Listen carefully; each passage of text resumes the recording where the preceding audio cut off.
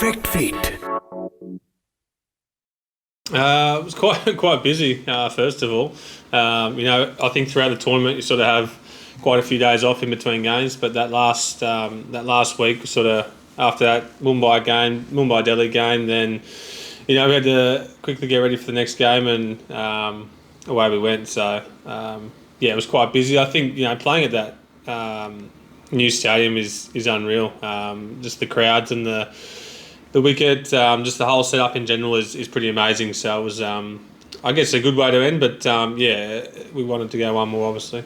Yeah, obviously, we're up and running. We're playing cricket. I think I was only home for a few days, and then we're back into it. So the body's feeling really good, and I think the wickets will be a little bit different here. Probably a little bit slower, take a bit more spin. I think the IPL wickets there's quite a fair bit of bounce on a few of the wickets, and the pace was okay, so it was good fun, and we might have something different here.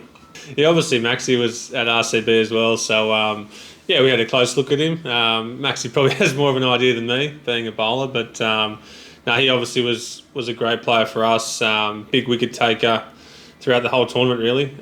So he's obviously a danger for the next few weeks. It was hot, first of all, very sweaty. I think that we played obviously the test matches first. Apart from the first wicket, they obviously all took spin a lot. They're probably the most spin wickets I've played on, I think, in my career. So I certainly didn't have much of an impact towards the end. I think in particular at Colombo and even Gaul as well. Obviously both tested there this time. So it's going to be interesting to see how that square holds up to two test matches. Even the white ball stuff, I wasn't here for the T20s, but the one days were in quite different grounds. We went up to Dambulla as well, so the wickets were a little bit different all the time. But I remember Colombo here being, first of all, very hot and sweaty, but I think it took quite a bit of turn as well. So, a few different challenges. I don't know if there's a rivalry. I think we're all going pretty well at the moment. Over the last sort of 12 months, obviously Pat in particular in Test cricket's been unbelievable. So there's not a rivalry. It's probably healthy competition, if anything. We obviously know there's the three of us going to play in most conditions, and then it's probably me with who's a bit slower on the airspeed that drops out on spinning wickets, and even could go one less quick here in Sri Lanka. Who knows with what wickets we're going to get. So. We know we play a role, and we're better in different conditions than others at certain times. But I think just that blend of all three of us a little bit different, which really helps throughout a test match and throughout a test series.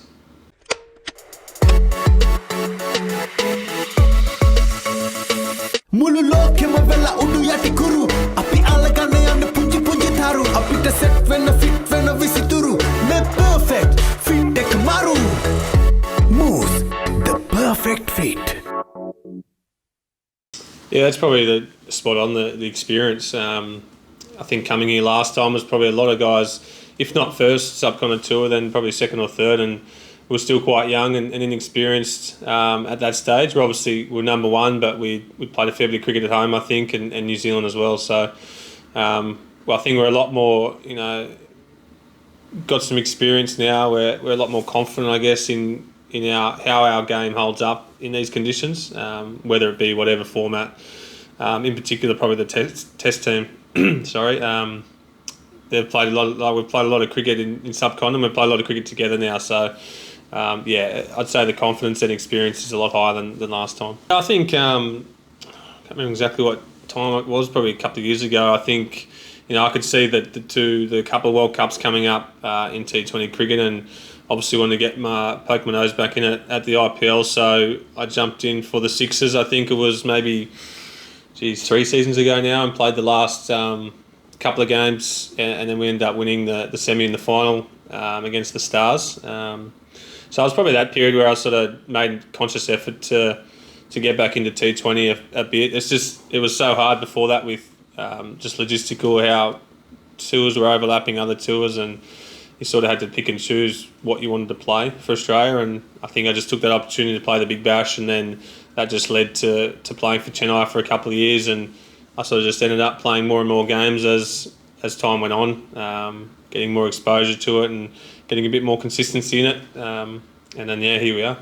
No, I wouldn't necessarily say that. I think the wickets again were a little bit different. They probably dictated how we bowled on any particular night. A few of the grounds were literally just we bowled length the whole time, and the wicket was doing enough with that steep bounce at probably Pune and DY Patel, and then you head to BCI ground. That was probably the hardest wicket to bowl on.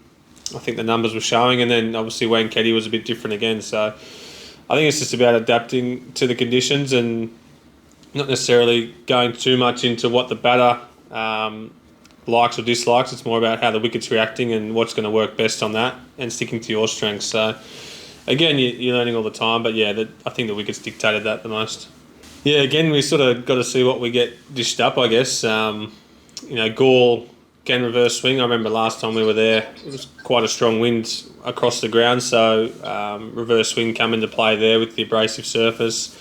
I think Sri Lanka only bowled maybe 2 overs of quick for the whole game, so that sort of tells you what wicket we might get. But yeah, I mean, you got to stick to your strengths on these wicket again, and it's about bowling accurate for me, and I don't have the airspeed, I guess, of Pat and Mitch, who can sort of blast batters out at any stage of the game. It's about building pressure, and I guess I become the holding bowler, and the spinner becomes the attacking bowler. So we sort of switch roles as opposed to what we do in Australia.